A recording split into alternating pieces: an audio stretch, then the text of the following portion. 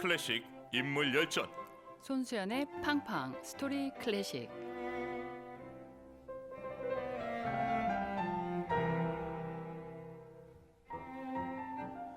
사랑하면 알게 되고 알게 되면 들립니다. 클래식 음악사의 한 획을 그은 특별한 연주자와의 만남. 드라마틱한 삶을 살았던 음악가와 인생 그리고 음악 이야기가 있습니다. 매주 금요일 클래식 연주자들의 영화 같은 인생 이야기를 들려주실 음악평론가 손수연 교수님 반갑습니다. 네, 안녕하십니까.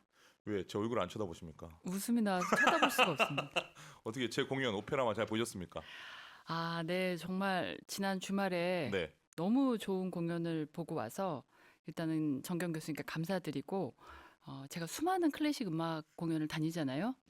그렇게 웃긴 공연은 정말 태어나서 처음 봤습니다. 예, 거의 울면서 나오시던데요.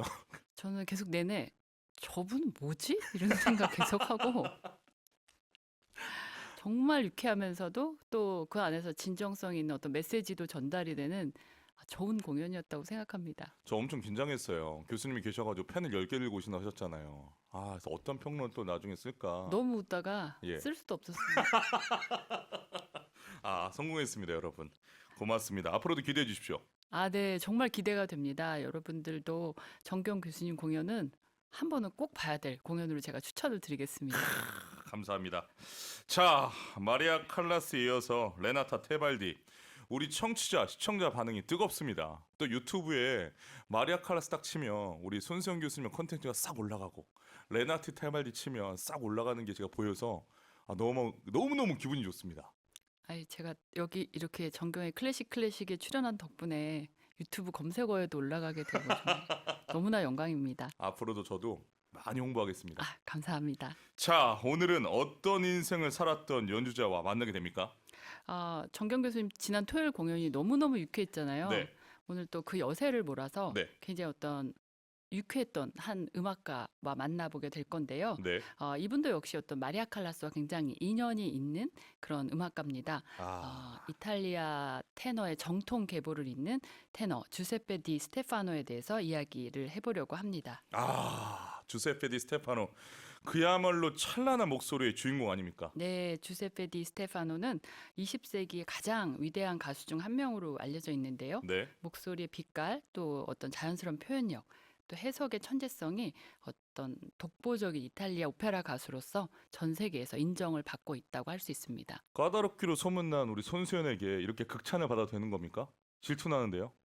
질투가 너무 드러나시고 교수님께 웃기다고만 했는데 디스테파노를 너무 칭찬하니까 조금 빈정이 상하신 것 같지만 이게 사실입니다. 어떤 노래 실력도 그렇고 외모도 전혀 빠지는 게 없는 정말 20세기 최고의 테너다 이렇게 말씀을 드릴 수 있죠. 이 오페라라는 어떤 이탈리아의 멜로드라마, 네. 멜로드라마가 굉장히 중요한데요. 네. 막장에 조금은 가까운 그런 멜로드라마에 등장하는 테너의 음색으로서는 거의 완벽했다 할 수 있습니다. 그리고 특히 벨칸토적인 가창에 관해서라면은 디스테파노를 빼놓고 말씀드릴 수는 없겠습니다. 스테파노는 후기 낭만주의 이탈리아 오페라 또 프랑스 오페라 이런 레퍼토리가 굉장히 잘 어울리는 리릭 테너 계열로 구분을 할 수가 있습니다. 예. 근데 특히나 어떤 아주 뛰어난 딕션, 그러니까 발음이죠. 오페라에 있어서. 그리고 또 독특한 음색, 열정적인 전달력, 그리고 아주 감미로움으로 호평을 많이 받았습니다. 그 주세페 디 스테파노, 프랑코 코렐리, 마리오 데 모나코. 그러니까 지금 쓰리테너로 불리는 세 분, 도밍고와 파바로티, 까르라스 이전의 쓰리테너 아닙니까? 그렇죠. 근데 놀랍게도 그때는 세 명 다 이탈리아 사람이고 지금은 스페인 사람 2명, 이탈리아 사람 1명입니다. 네, 그렇습니다. 저는 이 스테파노를 아마 손수영 교수님보다 더 사랑할 수도 있습니다. 정말 너무너무너무 그렇죠. 사랑합니다. 남자 성악가들은 모두 이 롤모델. 스테파노를 사랑합니다. 와, 저 처음에 스테파노 소리 들었을 때는 솔직히 잘하는 줄 몰랐어요. 왜냐하면 프랑코 코렐리나 그렇죠. 좀 강렬함이 이렇게 그렇죠. 처음에 어필하는 게 좀 적으니까. 델 모나코보다 뭔가 울림이 적은 것처럼 네. 음반에서 느껴지잖아요. 네, 그렇습니다. 근데 공부를 하면 할수록 시간이 지나면 지날수록 정말 모음과 자음을 가장 밝게 내는 성악가 아닙니까? 네, 맞습니다. 좋습니다. 주세페 디 스테파노, 이탈리아 시칠리아 출신이죠. 네네, 그렇습니다. 스테파노는 이탈리아에서 1921년 시칠리아에서 태어났고요. 네. 또 아주 유명한 성악가인 몬테산토에서 성악을 배웠습니다. 지금은 돌아가셨지만 그 김신아 선생님하고 굉장히 스테파노하고 친하셨어요. 네. 친구셔가지고 저희한테 노래 알려주실 때 김신한 교수님이 스테파노 얘기를 자주 하셨습니다. 네. 예. 이제 좀 이따 말씀을 드리겠지만 네, 마리아 칼라스와 스테파노가 1974년도에 한국에 공연을 오게 됐는데요. 네. 그것도 이 김신한 교수님하고의 인연 때문에 오게 된 거라고 제가 들었습니다. 김신한 교수님께 직접. 와, 네.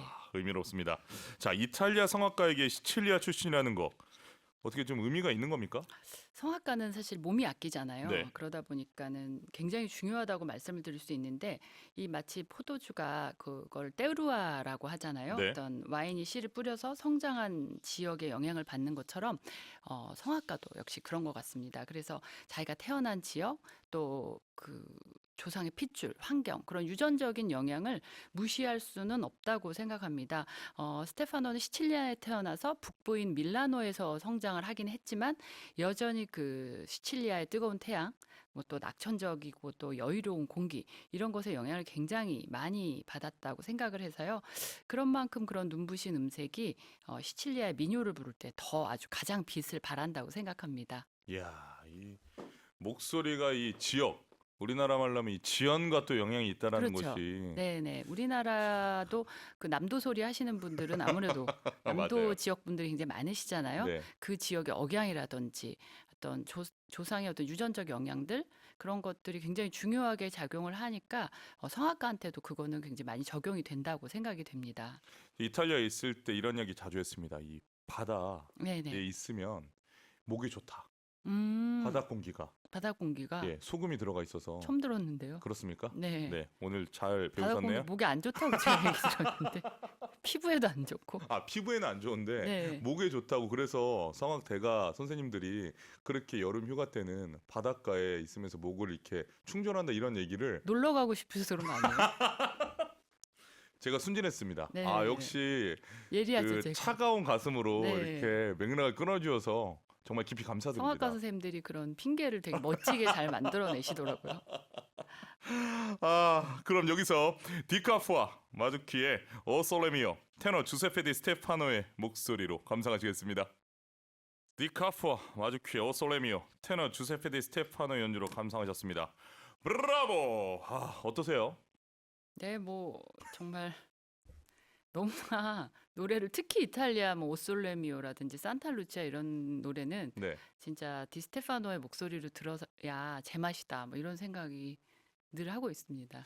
저는 이제 또 전공자의 시각으로 봤을 때 스테파노가 매력적인 게 이게 좀 목소리를 어느 정도 계산하면서 아끼면서 부르잖아요. 네네. 특히 파바로티는 그 분야에 굉장히 있어서 최고봉이고 네. 꼬렐리나 모나코도 솔직히 막 내는 것 같지만 엄격히 보면 계산을 좀 네. 하거든요. 근데 스테파노는 정말 대단한 게 이렇게 에너지를 다 써서 뒤에 낼 수 있을까라는 걱정을 하는데도 불구하고 그냥 갑니다. 어떻게 생각하세요, 평론가로서? 이분의 이제 특색 중에 하나로 지적을 받는 것이 목소리가 과장되다. 선생님 말씀이 맞습니다. 교수님 말씀 맞는 게 뭔가 아니 저렇게 끝까지 계속 끊임없이 질러서 소리를 낼 수 있다고? 왜 조절하지 않지? 이런 생각을 하죠. 성악을 전공한 사람들이라면. 네. 근데 이제 이 과장된 마저도 이탈리아 테너로이니까 이런 소리를 낼 수 있지 않을까 이런 생각을 할 정도로 전 그 네. 부분이 아주 억울합니다. 우리나라 사람들이 이렇게 부르잖아요. 네. 그럼 이런 소리 듣거든요. 너 이렇게 무식하니까 어떻게 잘못 배워서 이렇게 하냐 하는데 아니 지금 스테파노 이렇게 부르면 막 시칠리아 얘기하고 네. 이탈리아적이다 얘기하고 네. 이거 좀 공정하지 않은 평론 아닙니까? 그러니까는 다음에 이제 교수님께서 이탈리아 사람으로 태어나시면 되죠. 예, 여러분 제가 이길 수가 없습니다. 명확합니다. 자, 마리아 칼라스와 인연 소개해 주세요. 네, 칼라스하고는 네, 1951년에 남미 공연 중에서 만납니다. 네, 근데 이제 이 스테파노가 밀라노에 성장을 하고 네, 그리고 처음에는 특별히 자기가 성악가가 되겠다 이런 게 없었어요. 스테파노가요? 네. 오. 근데 이제 주변에 친구들이 너 노래 너무 잘한다. 너 노래를 해야 되겠다. 그리고 이제 이 사람도 젊은 시절을 2차 대전의 어떤 소용돌이 속에서 보내니까 예. 군대도 왔다 갔다 하면서 뭔가 자기 경력을 내가 뭘 하지? 아마 고민을 좀 했었던 것 같은데 허허. 근데 노래를 들어본 사람들이 모두 넌 노래해야 돼 이렇게 얘기를 하면서 이제 정식으로 음악 공부하고 또 이제 1946년에 마스네 오페라 마농 프랑스 오페라죠. 남자 주인공 역할로 이제 오페라에 데뷔를 하게 됩니다. 근데 데뷔하자마자 스타로 뜨게 돼요. 스타로 뜨게 되고 라스칼라 극장에도 쓰고 또 1948년에는 미국 뉴욕의 메트로폴리탄 오페라 하우스 무대에 서게 되면서 그러니까 북아메리카, 남아메리카를 모두 진출을 하게 됩니다. 네. 거기에서도 굉장히 이제 큰 성공을 거두고요. 국제적인 명성을 쌓으면서 51년에 이 남미 공연에서 브라질 공연이었던 걸로 기억을 하는데요. 거기서 처음으로 이제 칼라스하고 만나게 됩니다. 그야말로 운명적인 만남 네, 아닙니까? 운명적인 만남입니다. 이 둘의 로맨스. 로맨스는 아니었죠. 스테파노만 사랑했고 마리아 칼라스는 안 좋아하지 않았습니까? 근데 칼라스 성격에 네. 그 예민한 성격에 네. 자기도 좋아하지 않았으면서 그러니까 이거는 뭔가 남자로서가 아니라 어떤 인간적으로라도 좋아하지 않는 사람하고 그렇게 오랜 시간 교분을 나누지는 않았을 것 같아요. 그래서 서로가 호감이 있었다. 그리고 또 듀엣으로 오랫동안 콤비를 이뤄서 오페라에서 배역을 했기 때문에 칼라스의 그 까칠하고도 도도한 성격으로 자기 마음에 들지 않는 남자 성악가와 계속 같이 노래하지는 않았을 테니까 계속 좋아했던 것 같습니다. 내 사람으로서. 저는 그 칼라스가 오늘 뭐 주인공이 스테파노지만 칼라스가 비교적 좀 일찍 죽지 않았습니까? 그렇죠. 이 스테파노를 좀 동료 이상으로 생각을 해서 사랑을 해서 두 사람이 오래오래 살았으면 정말 많은 공연도 하고 음반도 남겼을 텐데 어떻게 생각하십니까? 평론가로서? 아, 스테파노는 정말 칼라스한테 좋은 친구였지만 네. 이게 남자로서는 또 자신만의 화려한 어떤 매력이 떨어진 겁니까? 매력이 떨어졌다기보다는 네. 화려한 어떤 여성 편력이 또 있던 분이에요. 그래서 예. 제 생각에는 칼라스와 결혼을 했다 하더라도 이 두 분이 그렇게 오랜 동안 유지되기는 어렵지 않았을까. 예, 정말 부정적인 말씀 잘 네. 들었습니다. 자, 마리아 칼라스와 스테파노의 이 이중창이 지금 너무 궁금한데요. 두 분의 소리 어떻게 잘 블렌딩이 됐나요? 네, 이 두 분은 뭐랄까 좀 굉장히 다른 색깔을 가지고 있잖아요. 네. 칼라스는 아주 강렬하고 또 뭔가 드라마틱에 가까운 리릭이고 또 스테파노는 조금 같은 리릭이지만 좀 더 레제로한 가벼운 그런 색깔을 가지고 있잖아요. 그렇기 때문에 서로를 굉장히 보완해주는 그런 효과가 있었다고 아. 생각을 합니다. 그 동시대에 같은 테너 중에서 이제 마리오 델 모나코 아까 말씀을 하셨는데 네. 델 모나코 같은 경우에는 굉장히 소리가 웅장하면서도 강렬한 어떻게 보면은 여자 칼라스 같은 그런 성격을 가지고 있어서 칼라스하고 둘이 같이 노래를 하게 되면 뭔가 창과 창이 부딪히는 아하. 예, 그런 뭔가 이렇게 불꽃이 튀기면서 오히려 마이너스가 되는. 그래서 델 모나코는 그보다 벨벳 같은 질감의 음색을 가진 테발디하고 훨씬 노래를 많이 했습니다. 그게 그 스테파노의 목소리를 처음 들었을 때 저도 벨라보체라는 생각만 했는데 공부를 하면 할수록 솔직히 이 드라마틱한 면이 절대 뒤지지 않거든요. 그렇죠. 그런데 신기하게 칼라스랑만 하면 뭔가 스테파노가 여성이 되는 것 같습니다. 네.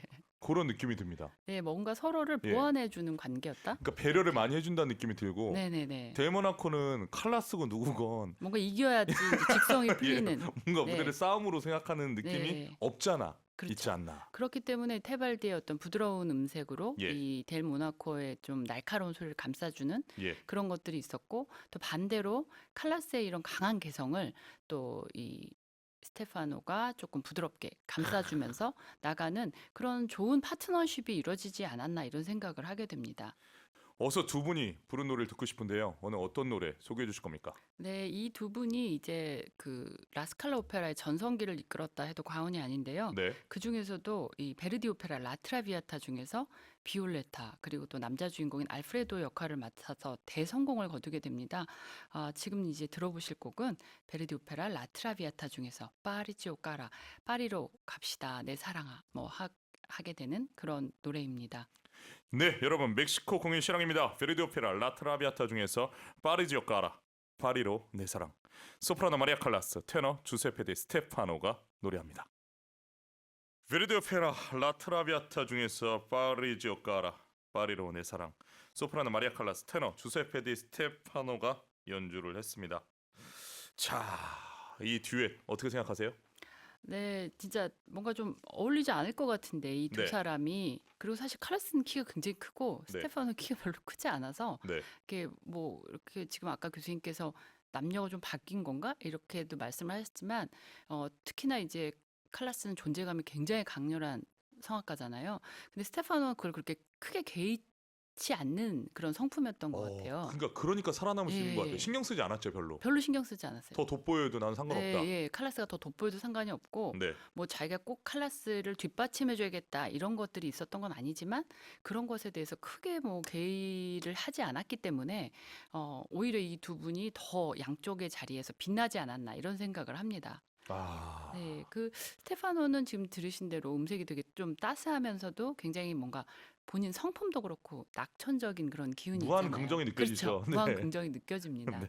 근데 이제 칼라스는 굉장히 어둡고 아, 그래서 아주 잘 어울리는구나. 네, 비감에 찬 그런 음. 아주 차가운 성질의 성악가잖아요.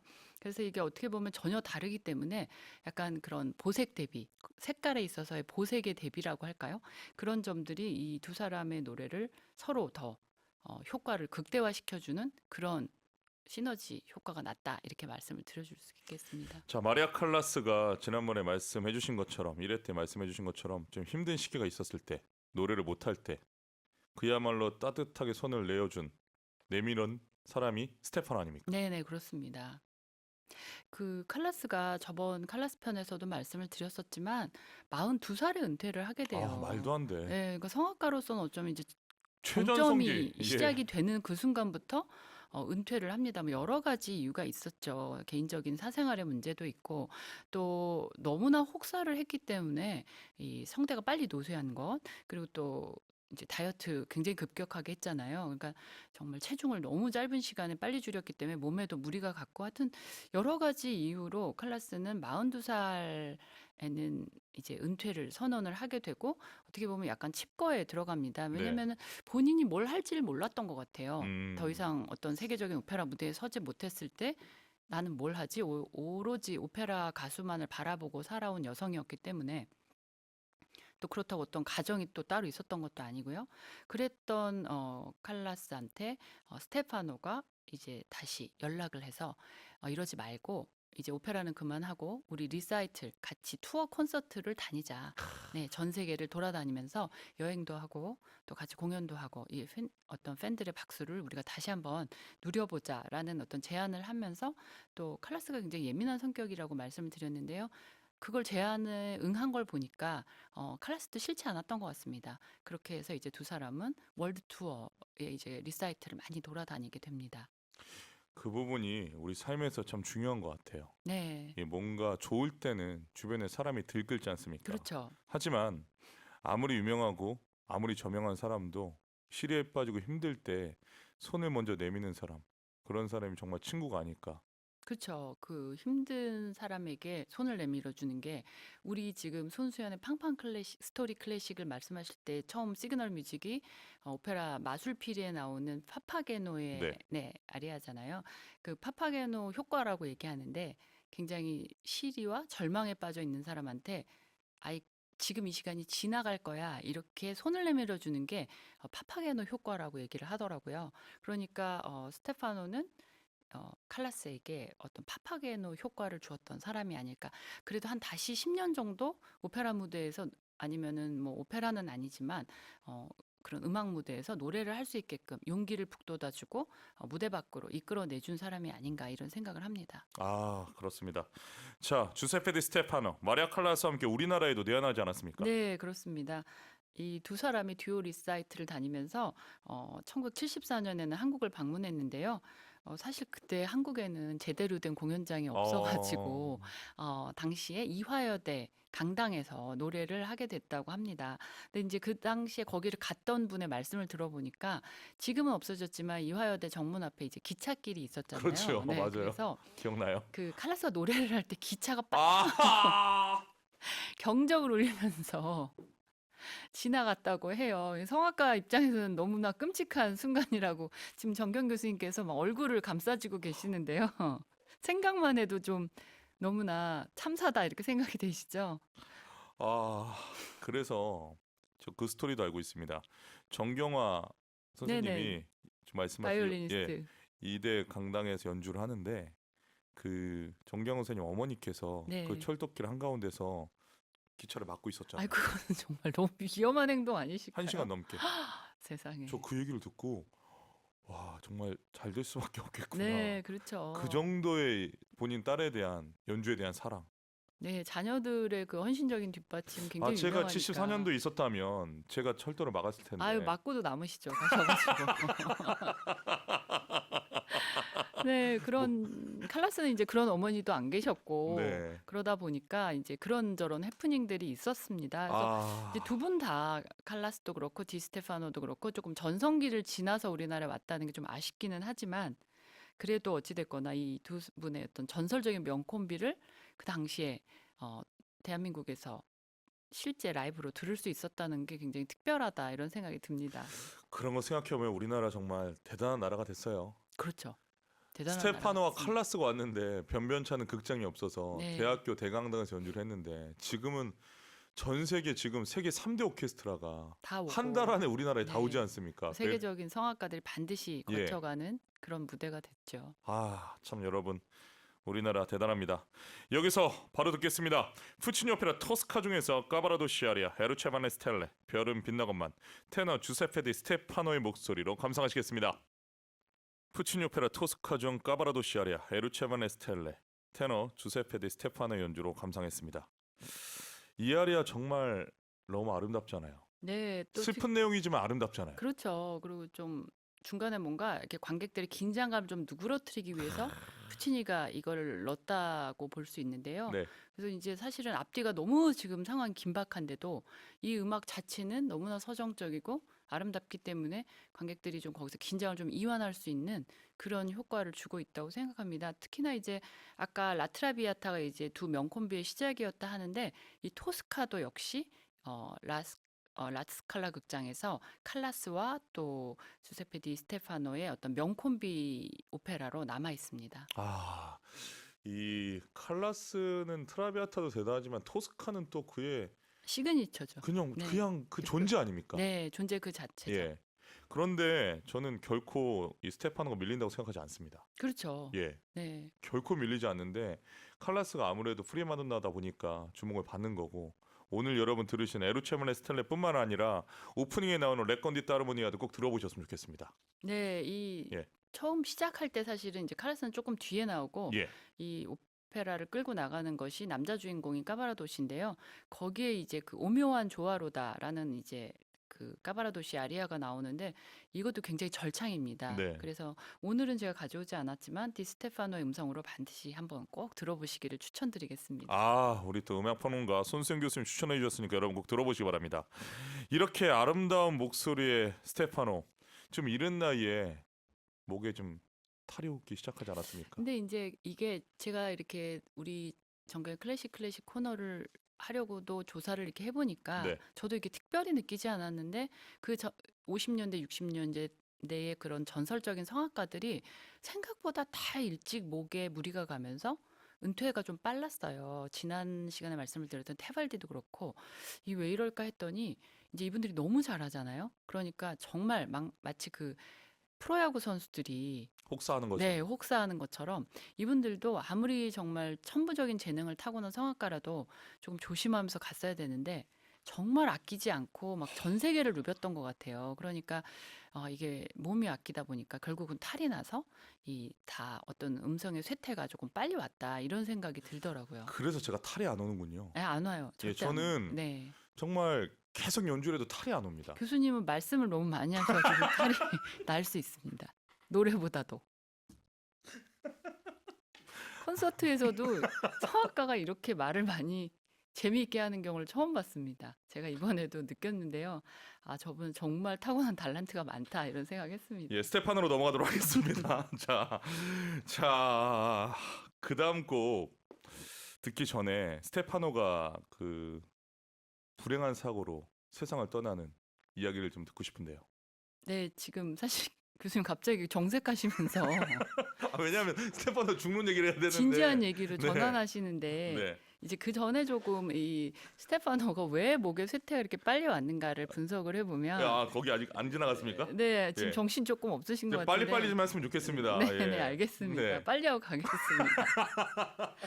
이 사실은 테너도 네. 물론 이제 바리톤이나 저음 가수보다는 전성기가 조금 짧긴 하죠. 고음을 많이 내니까. 네. 근데도 이제 거의 40대 초반부터 이제 조금 스테파노도 상태가 좋지 않았습니다. 왜냐하면 이분 같은 경우에는 굉장히 조금 가벼운 계열의 테너라서 알프레도, 라트라비아타 알프레도라든지 뭐 이런 역할을 많이 해야 하는데 이제 자기가 조금 더 불러주는 데도 많고 이러다 보니까 영역을 좀 넓힌 게 탈이었다고 생각을 합니다. 자기한테는 조금 과중한 그런 배역들을 많이 하면서 이 투란도트의 칼라팡자 또는 팔리아치의 까니오 같은 역할 그런 어떤 테너 약간 드라마틱 계열의 테너의 역할들에도 도전을 하고 물론 그 역할들도 나름대로 잘 소화를 했습니다마는 아무래도 이제 자기의 배역은 아니었기 때문에 성대에 좀 무리가 많이 갔었겠죠. 그래서 또 관리도 잘 하지 않고 아까 제가 말씀드렸다시피 이분은 이제 일단 무대에 올라가면 몸을 사리지 않는 어떤 과장된 그런 발성들도 많이 보여줬기 때문에 그리고 또 다른 이 일설에 의하면 이제 이분이 굉장히 무절제한 사생활이 있어서 아하. 그런 점들이 이제 어떤 그 이른 쇠퇴의 원인이었다 이렇게 이야기들을 하고 있습니다. 그러면은 좀 정리를 해보겠습니다. 가진 소리 자체보다 더 무거운 배역을 네, 그렇죠. 더 오버해서 부르게 그렇죠. 되니까 네네, 목에 리스크가 오면서 그렇죠. 쇠퇴가 빨라졌다. 네, 뭐 우리도 그 역도 선수들도 자기 체급이 있잖아요. 네. 운동선수들 자기 체급이 있는데 이분이 자기 체급보다 좀 더 큰 거, 무거운 거 이런 걸 자꾸 하다 보니까 전반적인 어떤 목에 성대에 아, 아니면 신체에 좀 무리가 오지 않았나 이런 생각을 합니다. 오늘 말씀 들으니까 저도 체급에 맞는 노래만 해야 될 것 같습니다. 아주 네. 가냘픈 노래만 하도록 하겠습니다. 갸날픈 노래를 하시다 보면 네. 아마 갸날파 지실 수도 있겠죠. 여러분 보셨죠? 저는 절대로 이길 수가 없습니다. 무슨 얘기를 해도 항상 이렇게 나오시니까 너무 감사합니다. 자, 다시 심각한 얼굴로 제가 변신하겠습니다. 네, 뜻밖의 불행한 사고로 스테파노 세상을 떠났다고 들었습니다. 네, 정말 이제 물론 뭐 자기 이제 절친이었던 칼라스는 일찌감치 세상을 떠났잖아요. 네, 근데 그러고도 사실 스테파노는 굉장히 뭐랄까 성악가로는 노래를 많이는 안 했지만 막 여전히 유쾌한 인생을 즐겼는데요. 이분이 아마 케냐에 그 당시에 유럽의 어떤 상류 계급들은 아프리카나 뭐 이런 곳에도 또 아니면 중동 이런 곳에 이제 별장을 두고 휴양 겸 생활을 했던 것 같은데 디스테파노가 케냐에 집이 있었던 것 같습니다. 그래서 예. 2008년도에 이분이 별세를 하는데 그로부터 4년 전에 케냐에 있던 자기의 집에 복면 강도가 들어오게 됩니다. 아, 그래서 그 강도한테 피습을 당해가지고 그때 의식불명에 빠지게 되고 또 그래서 이태리로 옮겨졌는데 그로부터는 회복을 하지 못한 채 이제 2008년에 세상을 떠나게 됩니다. 너무 가슴이 아픕니다. 이 네. 케냐 섬 제가 알기로는 스테파노 노래를 듣고 이 왕이 선물한 걸로 알고 있거든요. 그랬군요. 예. 모르셨습니까? 네, 거기까지는 몰랐습니다. 평론가인데. 노래만 알면 되죠. 그럼 사적인 부분을. 아니, 네, 알겠습니다.